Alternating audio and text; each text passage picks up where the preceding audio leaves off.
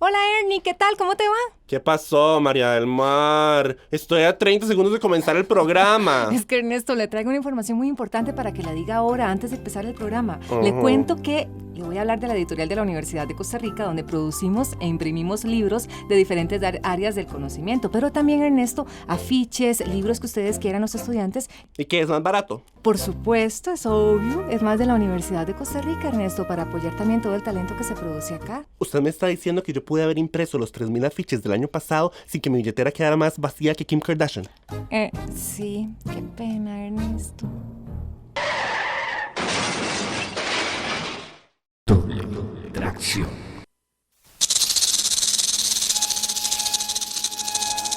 Bienvenidos. Bienvenidas. Doble tracción.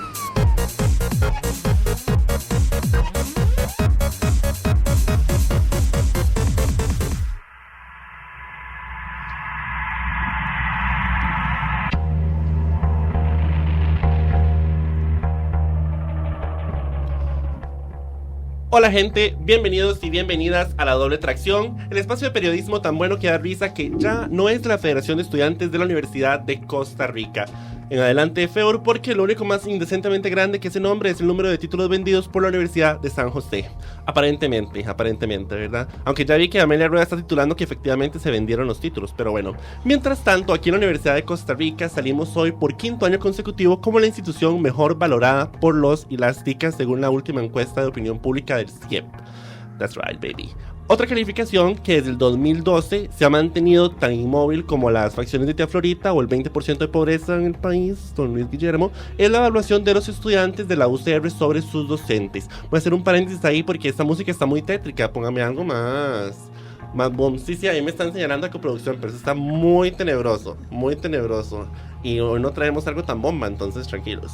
Según datos solicitados al Centro de Evaluación Académica de la U, CEA, al cual acosamos como Figueres acosa a la Casa Presidencial, en cada semestre del 2012 al 2015, la calificación promedio que nosotros los estudiantes le dimos al desempeño de nuestros profes fue un 9, 8,9, unos decimales como 4 más, pero digamos, si lo redondeamos, era un 9.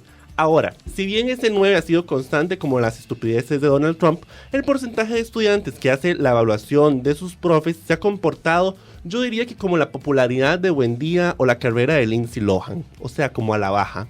La caída más ruda fue en las evaluaciones de los segundos semestres, donde pasamos de un porcentaje de respuesta de 64% en 2013 a un 52% a finales del año pasado.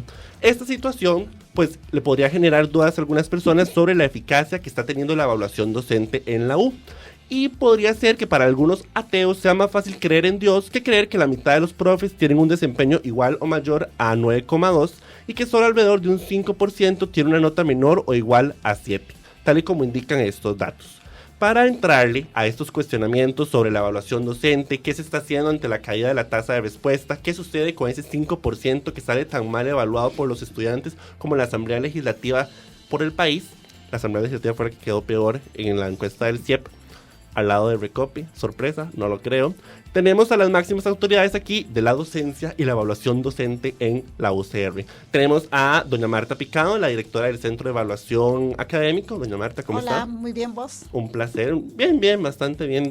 Voy para clases y hoy no hay proyecto o entrega, entonces gracias estoy por relax. invitarnos. Un placer. Un gusto. Un placer. Tenemos también aquí a doña Lorena Kikut, jefa de la sección técnica de evaluación académica del CEA. Doña Lorena, ¿cómo está? Bien, gracias. Gracias por invitarnos también. Y por último tenemos a el señor Bernal Herrera, vicerrector de docencia, también conocido en nuestras reuniones de producción como el cuya presencia se nos escapa. Bueno, Don Bernal, ¿cómo está? Un gusto finalmente estar acá. Un gusto tenerlo finalmente. No se preocupen, no se sienta mal. A mí usualmente los hombres me huyen. En No se absolutamente, en absoluto. Sí. Nada más que nunca se me había traducido tanto al plano profesional. Pero bueno. Bueno, alguna vez tenía que pasar. Alguna vez, exacto. Debe ser un mensaje del universo. Antes de que eso se convierta en una terapia para mí, vamos a ir a una pausa. Pero antes de entrar a la pausa, vamos a escuchar un pequeño Vox Populi que hicimos con estudiantes y les preguntamos, pues, qué pensaban de esto de que la calificación promedio de las evaluaciones que han hecho los estudiantes del 2012 al 2015 fuera un 9 durante este tiempo. Escuchemos el Vox Populi, vamos a una pausa y regresamos pues a entrarle con la doble tracción a ese tema. Ya venimos.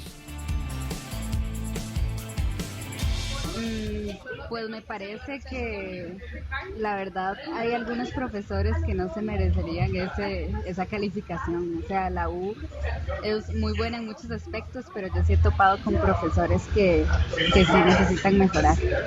Que está súper arreglado, que no están tomando en cuenta todas las encuestas. De que obviamente como son tan poquitas no representan bien a toda la población.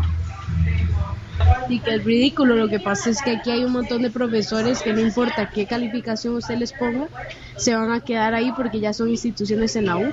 Pero entonces al final la evaluación termina no sirviendo de nada, porque si se cree que todos tienen un 9, entonces no sirve de nada. Bienvenidos. Bienvenida. Doble tracción.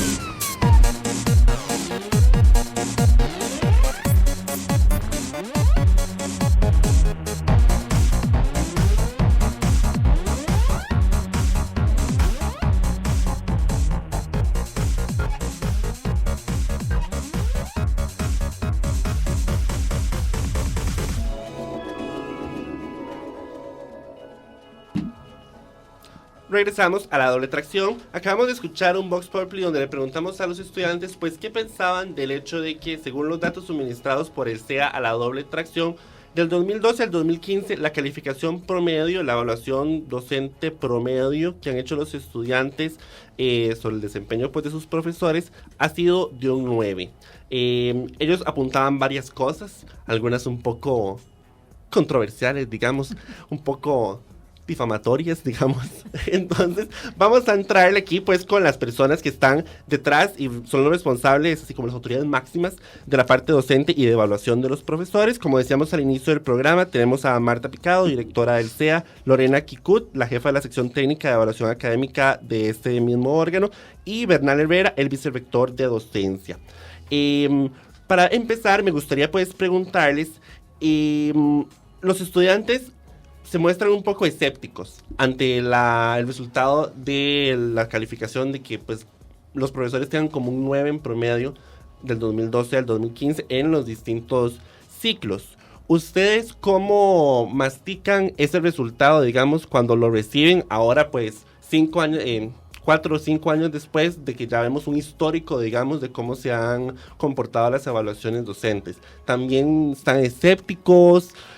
¿O efectivamente consideran que es razonable pensar que esa es la calidad docente, digamos, por lo menos a nivel de la evaluación, ¿verdad?, que se maneja en la universidad? Yo también solicité la mediana de los datos y según la mediana, la mitad de los docentes tiene de 9,2 para arriba y la otra mitad tiene de 9,2 para abajo. Una mediana tan alta lo que indica es que aquí estamos volando a nivel de calidad docente, porque tenemos una mitad enorme con calificaciones muy buenas y la otra mitad más baja realmente incluso tendría calificaciones bastante buenas. ¿Ustedes cómo digieren esos datos? Doña Lorena.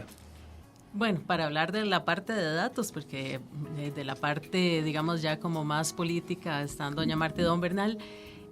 Bueno, tal como usted dice, es un promedio, como buen promedio, involucra valores altos, valores bajos, ¿verdad? En promedio si son notas altas, ahí entra un poco también la idiosincrasia del tico, ¿verdad? Que generalmente somos buena gente, ya, o sea, un profesor que tal vez tiene como ciertos defectos, pero a la hora de que ya lo voy a calificar, bueno, pobrecito, ¿verdad? Eso entra mucho.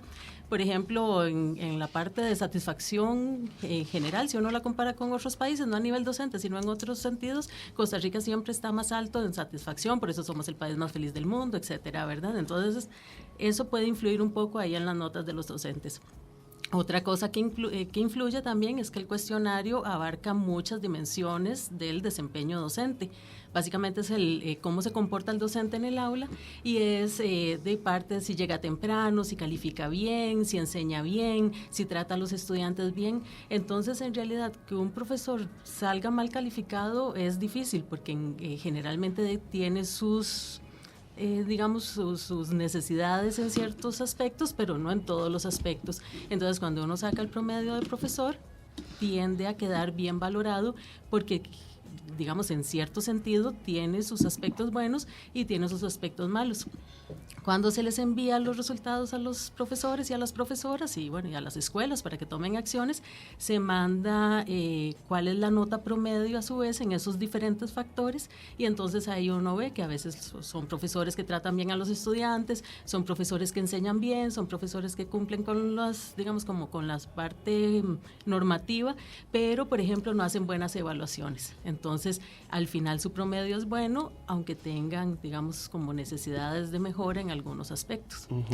Doña Marta. El instrumento se pasa en un momento del curso, es como una fotografía de ese momento en ese curso, no es la evaluación de la totalidad del curso. Entonces mira que hay que ponerle atención a eso, ¿verdad?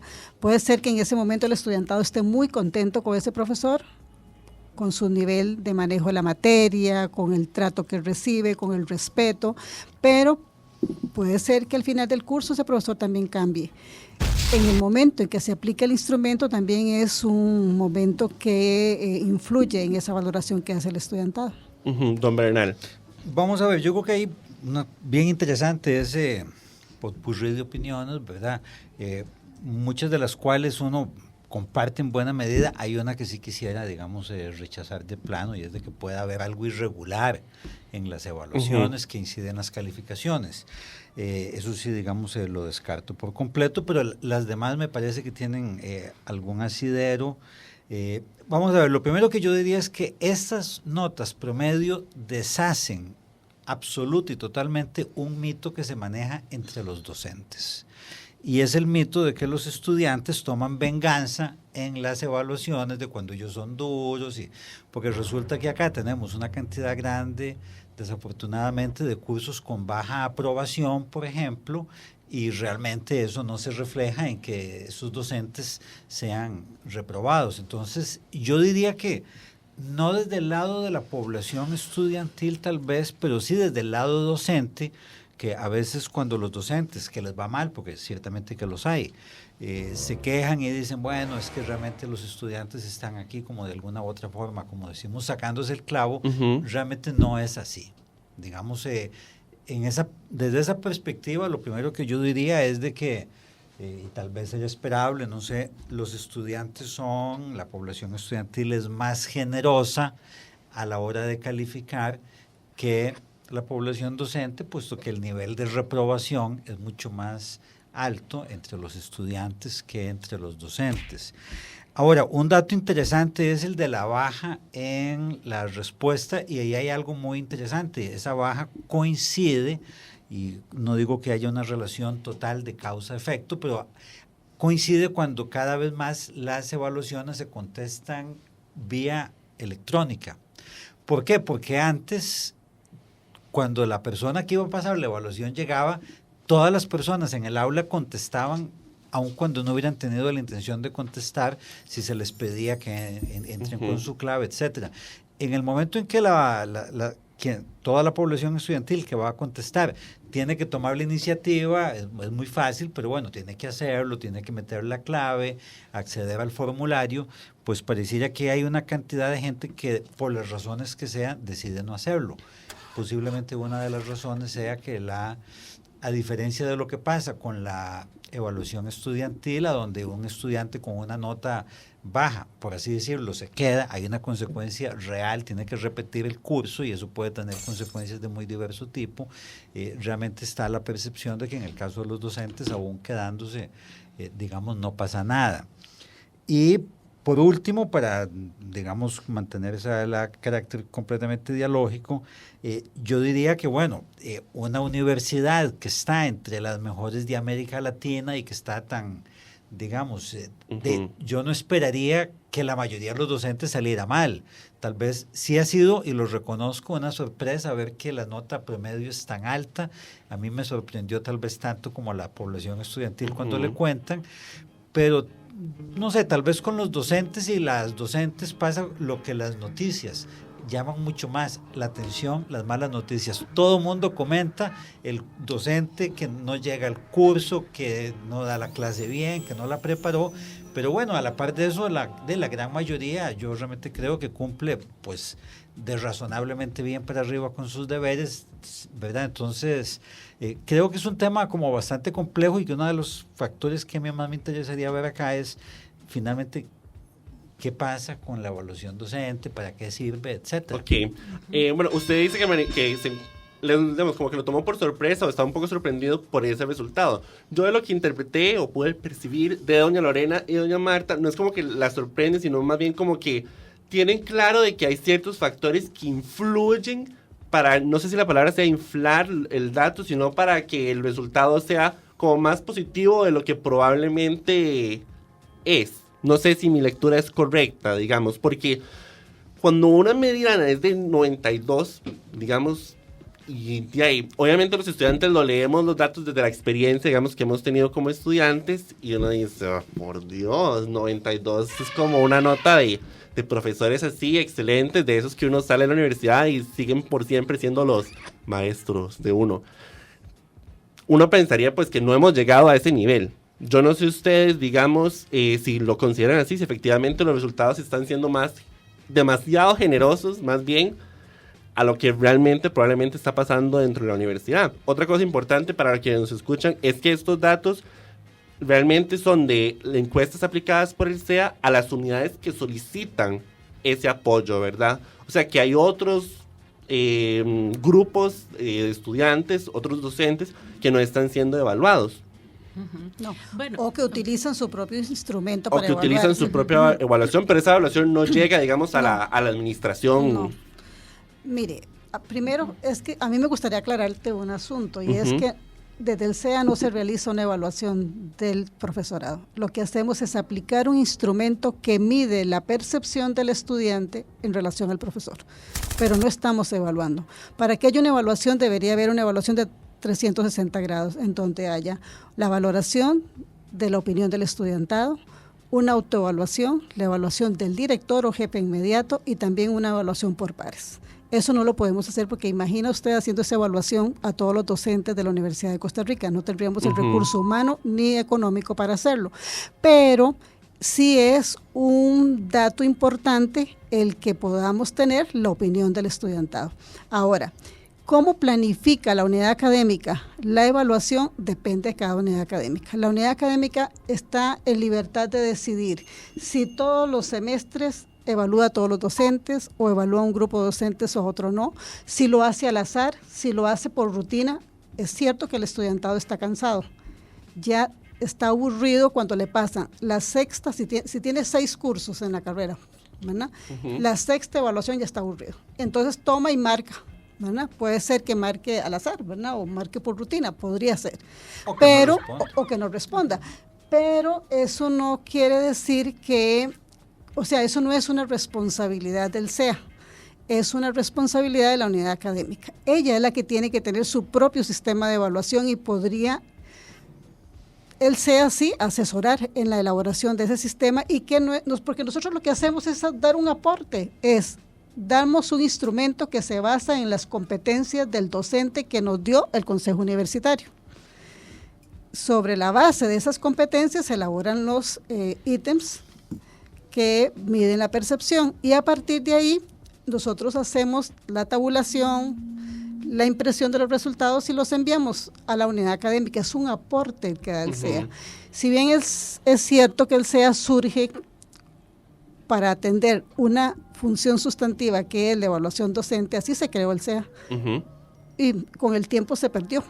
Y el SEA asume otras funciones como el desarrollo curricular y evaluación de carreras, ¿verdad? Entonces, creo que es hasta en este momento en el que le estamos dando la importancia que merece el tema de la evaluación docente. En este momento, don Bernal creó dos comisiones, una institucional y otra en el SEA, para analizar el asunto de la evaluación docente. Hay una comisión institucional que elaboró los lineamientos en esta materia y una comisión del SEA que elaboró un diagnóstico general, que cuando lo tengamos podemos compartir con ustedes los resultados, y tenemos como meta la construcción de un sistema de evaluación docente para la Universidad de Costa Rica, que probablemente esté a finales del 2018, porque hay que hacer mucha consulta al respecto. Okay. Bueno, porque lo que usted plantea genera ciertas preocupaciones, por un lado, por el hecho de que, si bien el SEA puede estar dando nada más un aporte, como usted dice, de un instrumento que mide percepción, es un instrumento vinculante para las personas que ascienden en régimen académico. Tengo entendido que las evaluaciones es que que cuentan... El SEA tiene dos tipos de evaluaciones. Una para la mejora, que es la aplicación de un instrumento nada más,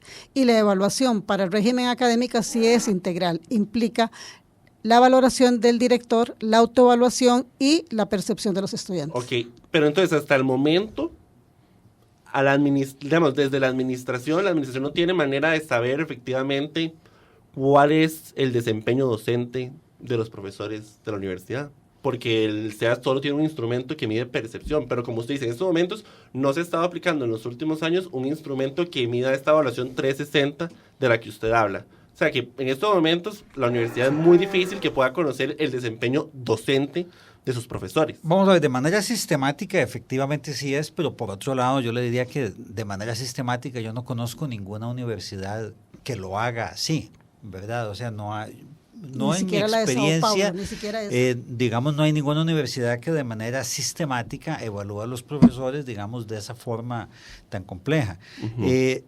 Ahora, está el tema, si volvemos un momento al tema de los promedios, es interesante. Vamos a ver, lo primero que yo le diría es una experiencia muy personal. Yo siempre estaba muy orgulloso de el 9 que tenía en mi evaluación docente y me consideraba, yo dije, pucha, qué bien que me fue, ¿verdad?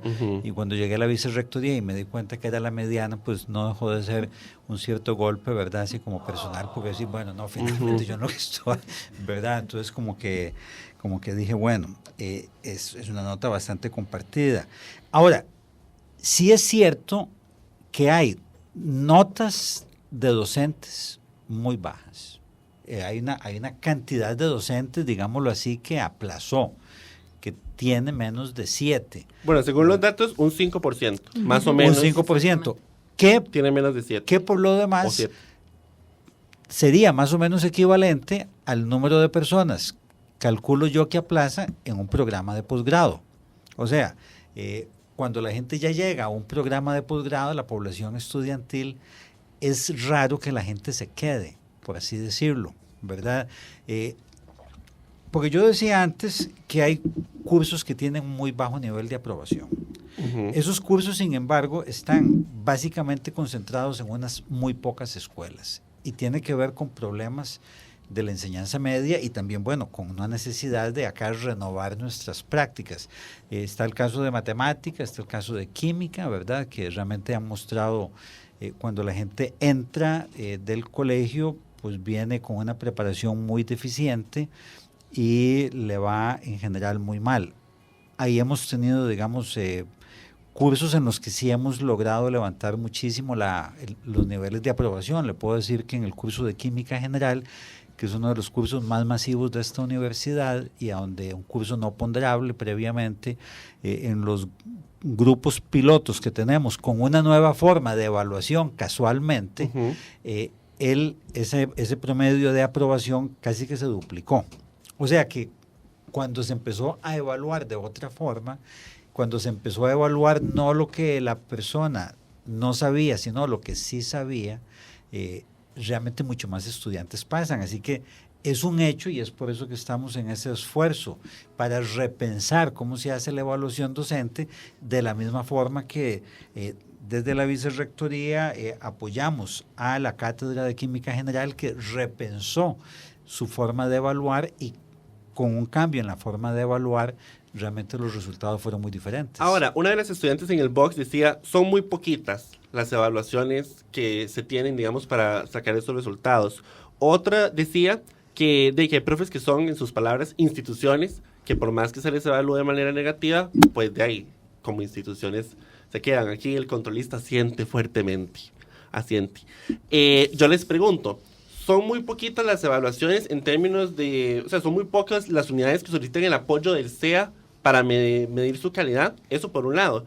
Y por otro, ¿qué tan vinculante o qué influencia puede tener estas evaluaciones en profesores que ya están en propiedad, por ejemplo? En profesores que ya, porque yo les cuento, yo tuve un profesor en propiedad que me decía, hagan la evaluación, quédenme, porque igual yo estoy en propiedad. Así me decía. Entonces, es una duda importante evacuar si, digamos, si las evaluaciones permiten de alguna manera, pues, tomar alguna medida que no sea sugerencia o sugerente para los profesores. Uh-huh.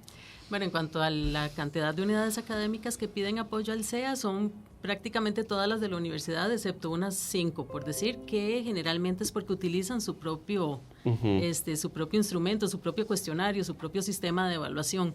Pero actualmente, digamos, todas las sedes, prácticamente todas las unidades. Poquitas no son, entonces. No, poquitas no son. Sorry a la anónima. Excepto, nada más, eso estoy contando unidades académicas, pero como decía doña Marta, dentro de cada unidad académica a veces no se evalúa a todos los docentes. Y de grado, ¿verdad? De grado, sí, exactamente. Estamos, digamos, nosotros atendemos solo al bachillerato, licenciatura, ¿verdad? La parte de grado. Lo que sí me gustaría es, digamos, recalcar lo que decía don Bernal también, de que generalmente, digamos, también tendemos a ver lo malo, ¿verdad? No lo bueno. Entonces, un solo profesor, digamos, en una unidad académica, a veces de 50 profesores, hay un profesor que, digamos, que sí es malo, pero todo el mundo habla de él, entonces pareciera que es, digamos, como que se multiplica, digamos, la conversación, pero en realidad los otros 49 estarían bien, ¿verdad? O sea, que el nivel de percepción sí como que eclipsa el profesor malo, el hecho de todos los otros profesores que son de razonable para arriba. Exactamente. Después, también está la utilización de los cuestionarios. Bueno, como el CEA es el que le da apoyo a las unidades académicas o a las escuelas y a las facultades y sedes, entonces en realidad, digamos, el cálculo de la nota es objetivo en ese sentido, ¿verdad? Nosotros no tenemos ninguna intención de decir, ay, que a este le vaya mal o que a este le vaya bien, ¿verdad? Desde arriba, todos los profesores, es más, los tratamos con código, básicamente ni siquiera nadie sabe quién es quién hasta que ya unimos el nombre al código, podemos saber, mira, este profesor se sacó tanto, pero digamos, ya el tratamiento de la información es 100% objetivo, sí. Y se utilizan todas las evaluaciones, obviamente, que nos llegan, y tratamos al máximo de recolectar la mayor cantidad de información. En esto de la evaluación docente hay muchos mitos, ¿verdad? Y bueno, uno de los mitos también es que el estudiante no tiene suficiente capacidad para evaluar a un profesor, pero un estudiante también que ha sido evaluado, digamos, desde que entra en el sistema educativo, que cada vez entra más temprano al sistema educativo, está acostumbrado a ser evaluado, él también puede evaluar, ¿verdad? Entonces, a veces sí hace falta otro tipo de información, digamos, para complementar la opinión del estudiante, sí. Pero del desempeño del docente en el aula, el que mejor puede dar información es el estudiante. Y respecto a esto de los profes e instituciones, doña Marta, ¿qué incidencia puede tener una evaluación, digamos, en términos de las medidas que puede tomar la unidad? Porque yo entiendo que ustedes hacen las evaluaciones y después las envían a las respectivas unidades. ¿Cuál es el rango de acción que tiene una unidad académica con evaluaciones en mano para tomar cierta acción con un profesor en propiedad? Pues yo he tenido profesores e instituciones que han llegado al CEA demolidos totalmente por una evaluación de los estudiantes y hemos tenido que darle soporte, ¿verdad? Y apoyarlo y darle estrategias para poder superar esa situación que está viviendo. Claro que es muy doloroso para el profesor, no crean que es fácil que un estudiante o un grupo de estudiantes califique mal a un profesor. Y también el director o decano hace todo un esfuerzo para apoyar a ese profesor, lo envía al DEDUN, le da tratamiento individual en términos pedagógicos y didácticos, pero como usted dice, gente con muchos años de ejercer la docencia ya tiene un estilo establecido de dar la clase, ¿verdad? Y que muchas veces no es del gusto del estudiantado. Pero sí se hacen grandes esfuerzos en ese sentido y hay un gran respeto por la persona. Y lo que hay que entender aquí es un asunto, y es que la evaluación no tiene que verse como una forma coercitiva. La evaluación es para mejorar, la evaluación es para aprender, la evaluación es para formar, la evaluación tiene que servirle tanto al estudiantado como al docente para ser cada día mejor. Sí. Esa es la máxima que debemos tener. Sí, un poco retomando lo que acaba de decir Marta, vamos a ver, lo último que quisiera es que una cierta concepción de la evaluación que tal vez tengan algunas personas, tal vez incluyendo algunos docentes, de decir, ok, casi que entre más gente se quede, mejor es el curso, ¿verdad? Que es una concepción que por suerte es cada vez más minoritaria, pero digamos uno la oía y a veces la le tocaba verlo en la práctica, digamos, uno como docente veía colegas que a veces como que es la actitud de decir, mire, aquí entre la evaluación es mejor entre a más gente le vaya mal. Y entonces, digamos, ahí hay una cierta sensación como de la evaluación, casi que como el código penal, ¿verdad? Sí, que lo que importa es cuál es la pena que se le va a poner a la persona. Yo creo que eso no debería ser no solo para la evaluación que se hace del personal docente, pero tampoco la evaluación que se hace del estudiantado. Okay. De ahí, digamos, la necesidad, me parece a mí, de mejorar, como le ponía el ejemplo de ese curso de química, mejorar las formas de evaluar para ver. Ahora, hay consecuencias en buena medida aquí, mire, una cosa está en los reglamentos y otra cosa es los seres humanos que los ponemos en práctica. Yo personalmente creo que los reglamentos, a como están, permiten, digamos, a las direcciones y decanaturas, dependiendo de la unidad académica, si una persona de manera reiterada sale mal, yo creo que hay posibilidades de poner sanciones. No ha sido la cultura institucional, porque nuestra cultura institucional, al igual que nuestra cultura nacional, no es muy dada al conflicto, o sea, somos muy buenos como sí, para... que sofocante, es que yo soy muy de conflicto. No, es terrible, o sea, vamos a ver, yo no es que sea hombre de conflicto, pero sí me parece que tenemos un problema a donde todo mundo habla mal de cierta gente, pero en la práctica, a la hora de calificar, resulta que uno va y pues tal vez no tiene un 9, pero tal vez tiene un 8. Uh-huh. Entonces uno dice, bueno, sería tal vez preferible ser un poco más confrontar y decir, mire, vamos a ver, esto que usted está haciendo me parece que está inadecuado, me parece que es incorrecto, etcétera. Uh-huh. Pero bueno, digamos que nos movemos en una cultura institucional y nacional a donde gente que viene de otras culturas, como dicen, más bien cae mal porque son muy directos y la gente los siente como muy agresivos, ¿verdad? Por eso estoy soltero. Ahora usted menciona lo de la cultura. Un comportamiento que mencionábamos al inicio es de que le llamó la atención fue lo de la caída, digamos, la baja en la tasa de respuesta de las encuestas. Para recordarle a quienes nos están escuchando, bueno, en los datos a nivel del primer ciclo de 2013 a 2015 pasamos de un 65% de respuesta a un 59% de respuesta, y en el caso de los segundos ciclos pasamos de 2013 a 2015 de un 64 a un 52. Ahí es una caída de más de 10 puntos porcentuales. Usted mencionaba que una de las posibles razones es la migración a la parte digital. Aquí doña Lorena y doña Marta asienten de que eso puede ser uno de los factores que influye. ¿Qué otros cómo está respondiendo, digamos, el CEA o Vicerrectoría de Docencia de la Administración ante esta caída? Digamos, yo hice unos cálculos, por ejemplo, y si habláramos de que cada clase, cada grupo evaluado tuviera 10 estudiantes, hablaríamos, por ejemplo, de que en una de las fechas habrían como 11,000 encuestas que no se respondieron en 2013 versus 16,600 encuestas en 2015 que quedaron sin responder. O sea, sí son realmente un montón de encuestas que quedan sin responder. Ahí escuchamos un segundo box donde les preguntamos a los estudiantes qué pensaban de esta baja. Muchos hacen mea culpa. Yo hago mea culpa de que a veces no respondo.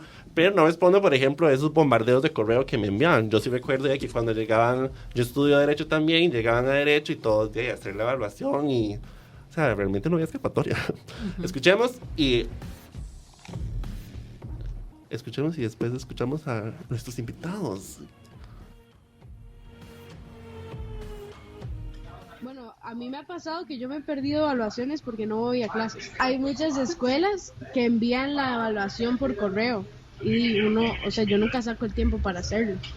Yo siento que a veces tal vez es como el método. Según tengo entendido, bueno, como que uno por el correo se la pasan mandando y si uno no responde como varias veces, o si no se las dan impresas en la clase. Cuando las mandan por correo tal vez es cuando duro más respondiéndolas, porque tal vez estoy haciendo otra cosa, entonces digo más tarde y se me olvida, pero como la mandan otra vez y otra vez y otra vez, entonces sí termino respondiéndolas. Y otra cosa con la que yo no estoy de acuerdo con las evaluaciones, digamos, por ejemplo, es como el momento en el que se hace, porque a veces lo hacen a muy principio del semestre, donde usted no sabe si el profesor es un hijo de puta o no, y usted califica sin saber, y eso me imagino que lo hacen para tomar en cuenta a la gente que también deserta, pero de nada sirve, porque usted no sabe cómo es el profe, y después resulta ser otra cosa completamente diferente. Bueno, muchas cosas se decían, unas que son censurables. ¿Cuál es la reacción de doña Marta, directora del CEA, ante estos mea culpas, digamos, que hacen los estudiantes? Una mencionada, yo creo que es el método.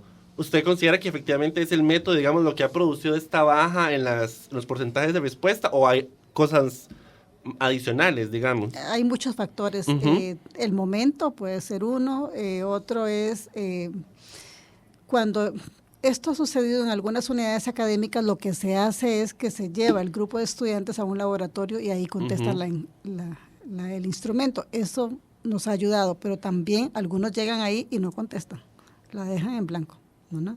Eso también sucede. Entonces, creemos nosotros que hay que planificar de mejor manera la aplicación del instrumento en las unidades académicas. El CEA se va a abocar a eso también, a apoyar a las unidades académicas a decidir cómo evaluar al estudiantado para que no se caiga en una rutina, por decirle de alguna forma.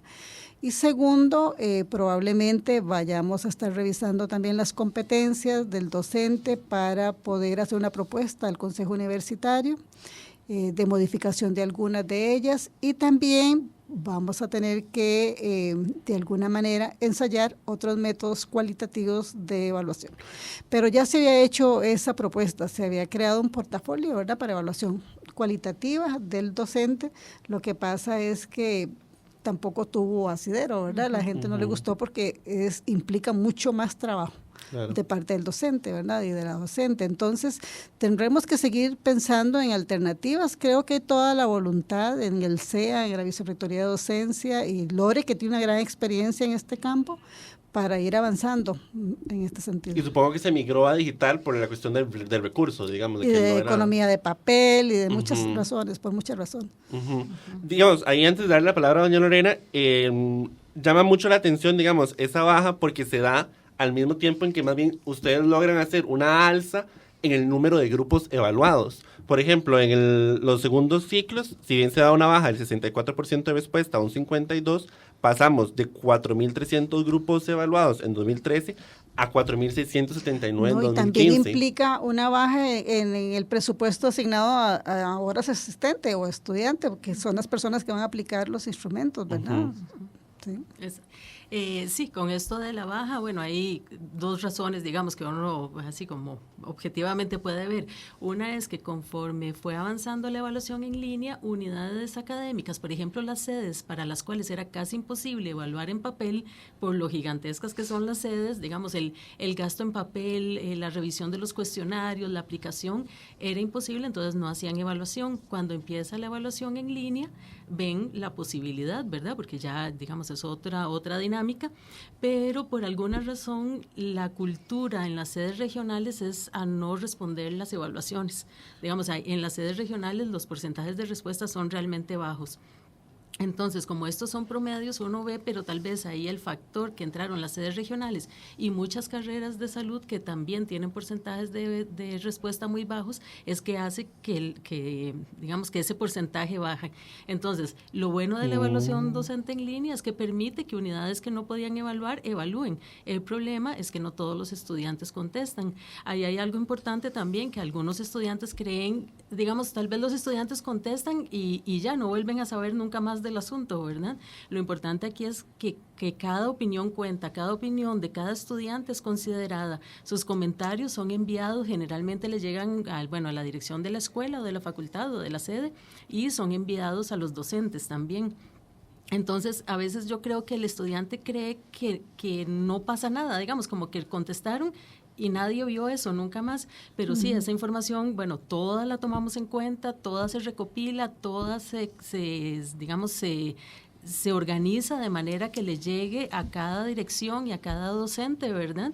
Y finalmente hay acciones que sí se toman. Hay acciones muy simples. Por ejemplo, un profesor que da cursos avanzados, digamos de 5º año, y se ve que no está funcionando, se pasa a cursos de 1er año. Tal vez es un profesor que se siente más a gusto con temas de 1er año o tratando a estudiantes de 1er año. A veces es a la inversa, profesores que están en 1er año y son profesores de, no sé, que tienen como otra visión, se pasan a niveles más avanzados, a veces están dando cursos propios, se pasan a cursos de servicio y viceversa, ¿verdad? Hay acciones pequeñas que se toman, otras como estas de ir al DEDUM, pero lo importante es de los estudiantes que no se olviden de responder porque cada opinión es tomada en cuenta. Sí.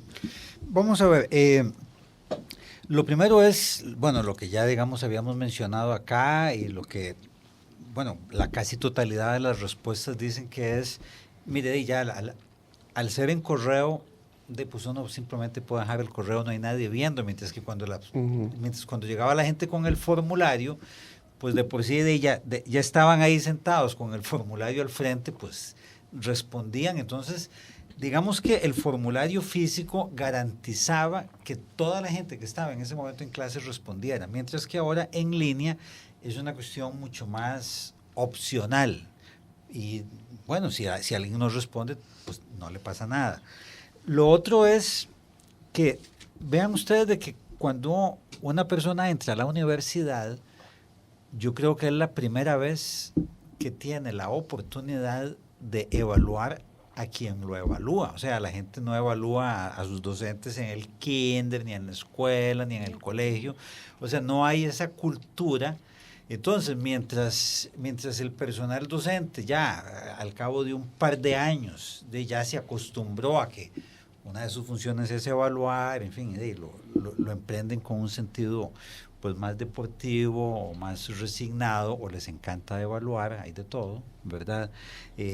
Para el estudiantado es casi que es una experiencia ajena, y excepto las personas que se van a dedicar a la docencia, posiblemente gente que pasó por la universidad 5 años y entra en una profesión donde tampoco va a tener que evaluar así con un formulario casi que a nadie. O sea, un ingeniero, qué sé yo, no sé, un agrónomo, difícilmente va a tener. O sea, la evaluación no es una actividad que hayamos sistematizado culturalmente, y bueno, yo creo que eso también tiene una incidencia. A mí me extraña, positivamente tal vez, pero no sé, en todo caso me extraña que una de las razones que yo hubiera creído que iban a aparecer no apareció, que es algo que ya se había mencionado, que es como decir, mire, si yo no veo que ningún profesor, por así decirlo, lo saquen por una mala evaluación, de para qué voy a evaluar si aquello no tiene consecuencias. Curiosamente nadie lo dijo. Bueno, aquí lo está diciendo con la mirada, a ver, hay controles ahí diciendo. Exacto. Ahora, entonces da la impresión, vamos a ver, en primer lugar, de que tal vez, y esto es una pura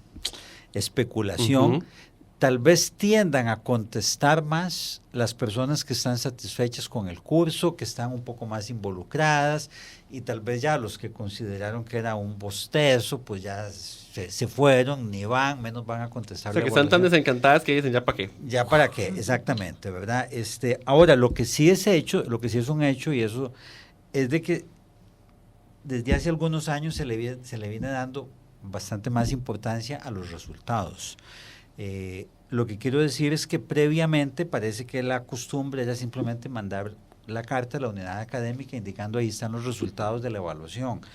Ahora, desde hace aproximadamente yo diría que como unos 2 años y medio, hay un estudio por unidad académica, y cuando hay una persona docente que en los últimos 2 años tuvo más de 2 evaluaciones bajas, eso se envía con nombre y apellido a la dirección de la unidad académica y se dice, mire, incluso si en un ciclo lectivo una persona saca más de una nota baja, se dice, mire, fulano o mengana tiene más de 2 notas, tiene 2 o más notas bajas.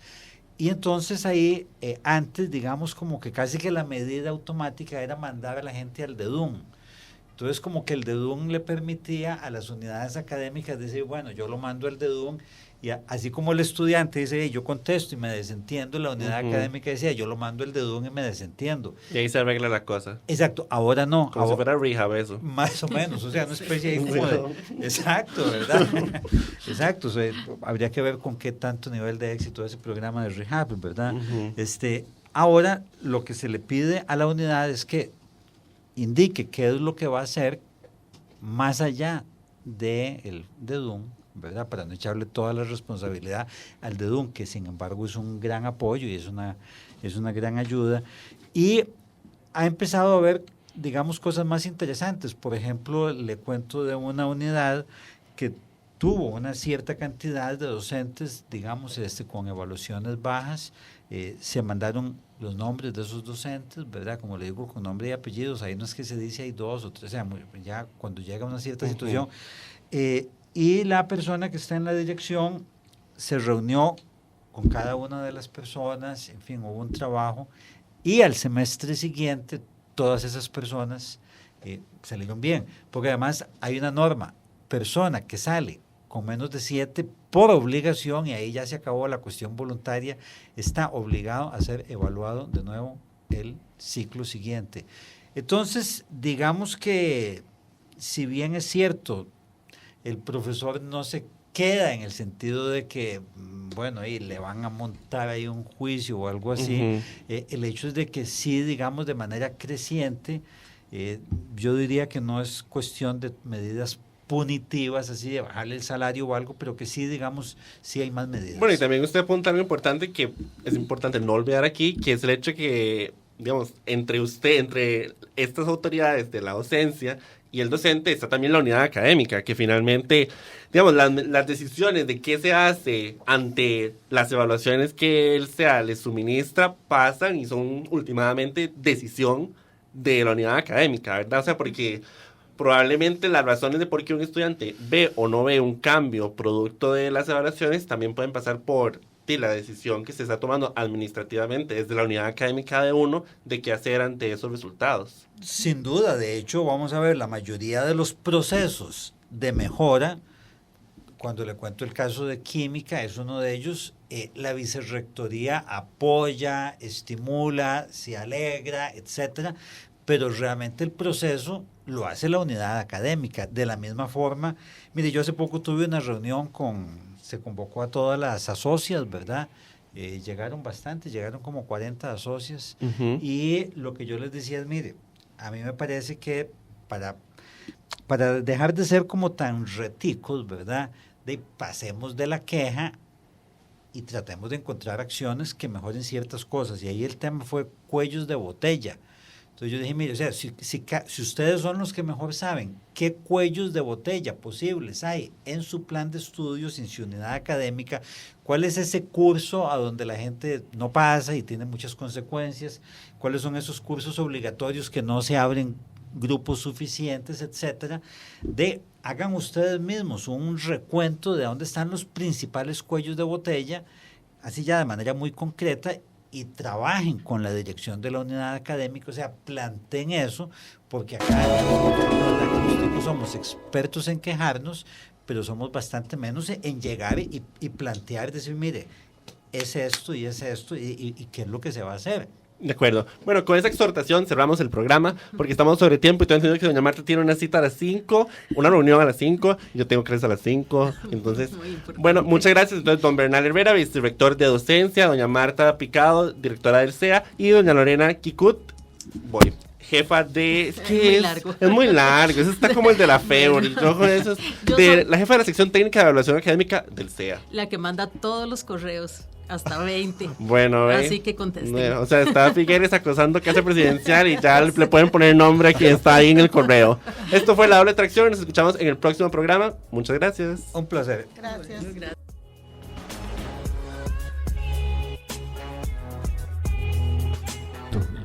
Tracción.